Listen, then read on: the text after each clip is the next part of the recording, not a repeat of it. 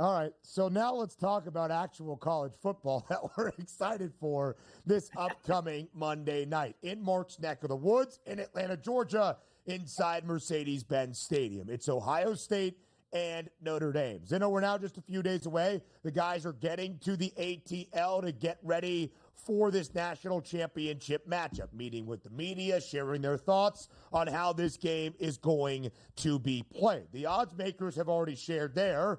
They expect it to be a lopsided affair for the Buckeyes. 8.5-point spread was 9.5 at open, has worked its way down ever so slightly, but still north of a touchdown. Total 46.5 for two of the three best scoring defenses all year long in college football. That's what the odds makers believe. How close does Mark Zinno think the national championship game will be on Monday night? Well, I will be there in attendance at Mercedes Benz Stadium on Monday, so I will have a good seat to this whole thing. I don't know that Notre Dame can win this game. I think they can keep it close to stay with inside the number. I don't think is all that much of a stretch. My biggest matchup issue here, and, no disrespect to Indiana, but they just don't have the horses in the barn that other teams in the playoff did, right? I think it's fair to say that at this point in time. But the Notre Dame defense has not faced a passing offense like this. Georgia doesn't have people on the outside like Ohio State does, and neither does Penn State. Tyler Warren is a fantastic tight end, and will be one of the probably first drafted tight ends in the NFL this year. But he's not the threat that Smith and Agukpa are on the outside for Ohio State. Like, this is just a complete mismatch in favor of the Buckeyes, as Ben chuckles at me and smiles because he's going to tell me again I'm wrong. And yes, I'm going to bet against Notre Dame for the fourth straight game, and I'm going to be wrong again for the fourth straight game. So I'm going to lay the 8.5 with Ohio State because at this point I'm all in. I just chuckled at the way you pronounce Emeka Egbuka's last name. That's why I was chuckling. What was it? It's all good.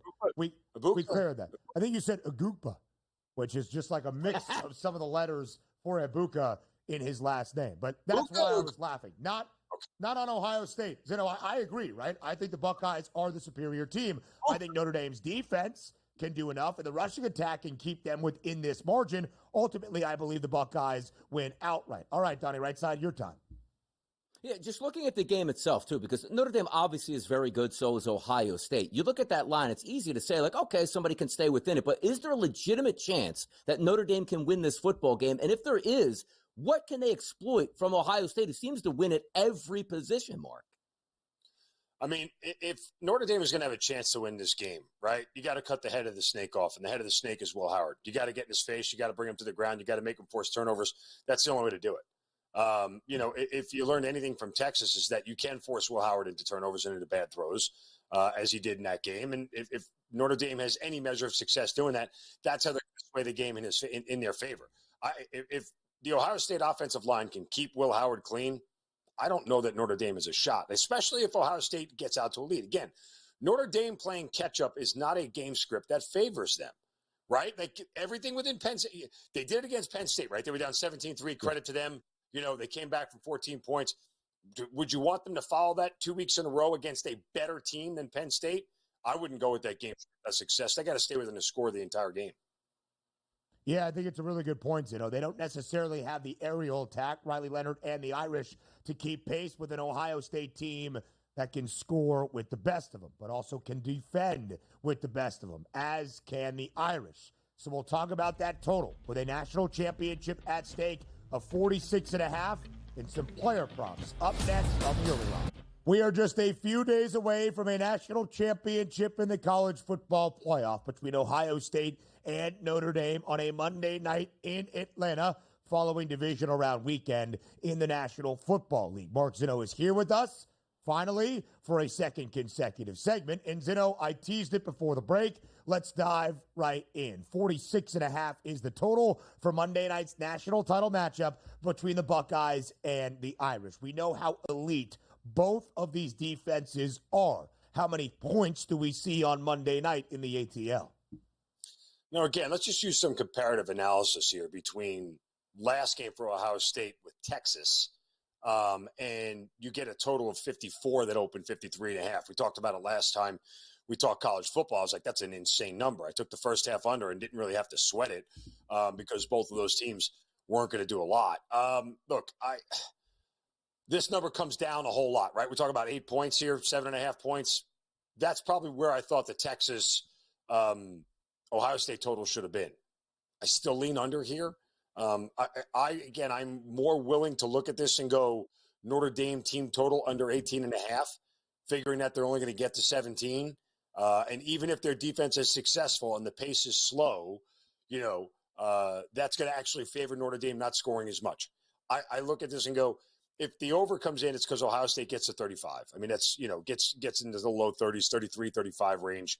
And Notre Dame, backdoors this thing with 17 at the end, right? Like that's kind of the way the math works out for me from a game script perspective. But again, I would look at Notre Dame's team total under. I don't think they're going to find the end zone all that much against Ohio State. If Texas couldn't do it, what makes you think Ohio State's going to, Notre Dame's going to be able to do it rather. So again, under here, but certainly Notre Dame team total under would be my first look.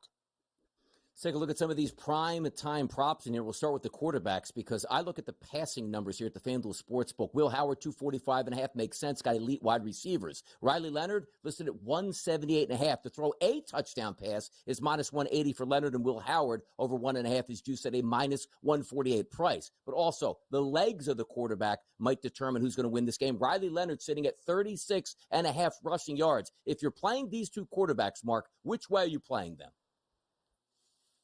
I mean, you have to lean with the Will Howard passing over. I just, from a game script perspective, if he's not getting to that 240-yard mark, do we really feel like the Buckeyes are dominating this game? I mean, they have to have some measure of success in the passing game.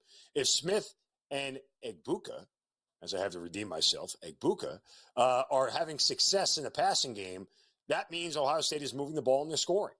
Right? Like you're not going to, at this point we've learned, you're not really going to have much success running on Notre Dame's defense. So why even try? I mean, when I say why even try, it's like you're obviously going to have to run the football, but that shouldn't be what your game plan is designed around, to go right into the teeth of the Notre Dame defense. Take advantage of corners that haven't really been matched up. And, look at how well Texas did for the most part with the big playability they had against Ohio State's corners. So I think they can be had in the passing game as well. But still, I look around and I go, if the Ohio State receivers are not getting fed the ball, then Notre Dame is controlling the tempo of this thing. Will Howard is under a lot of pressure, and Ohio State's in trouble. Jeremiah Smith, his season low in terms of receptions, just 1, and receiving yards, only 3 in that Cotton Bowl matchup on Friday night against Texas. Carnell Tate, the leading receiver for Ohio State. Zinno, you believe the Buckeyes win this game and probably do so rather comfortably. You mentioned that Will Howard in the passing attack for that Chip Kelly Ohio State offense is key.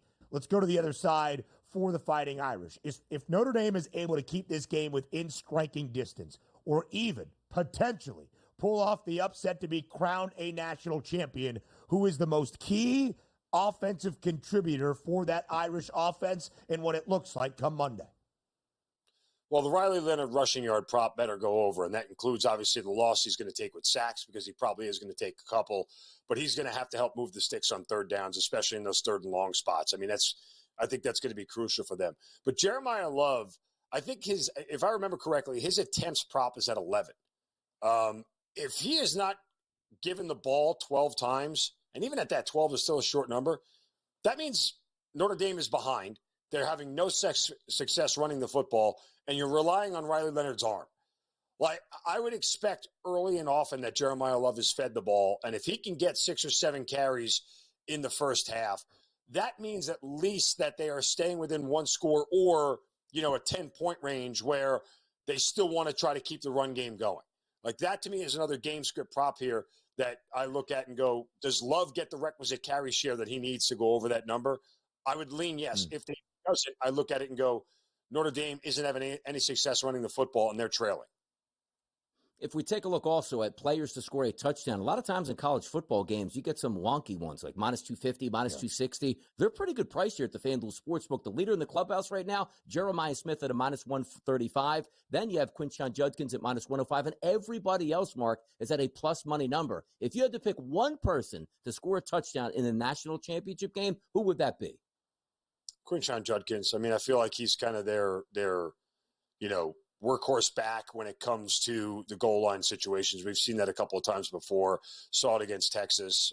He's the guy I think that they've relied on all year long in those big spots and short yardage spots. So if they get inside the 5-yard line, I don't think that Ryan Day and company are going to think too hard about this one, about just trying to pound it in that way. So I would go with Quinshon Judkins. It is minus 105 right now for Judkins. He scored twice in the Cotton Bowl matchup against Texas. Jeremiah Smith actually has the strongest price to hit Pater at minus 135. It also should show you that 4 of the 5 best prices to find the end zone hail from Ohio State. Only Jeremiah Love at a plus 135 number has that shortest price within the top 5 for the Irish. We expect it to be Ohio State. It's an 8.5-point spread in favor of the Buckeyes, a total of 46.5. Notre Dame seeking its first national championship since 1988. Ohio State its first since 2014. The Buckeyes in the first ever college football playoff won a national championship. The Buckeyes in the first ever 12-team college football playoff hoping to pull off the same feat.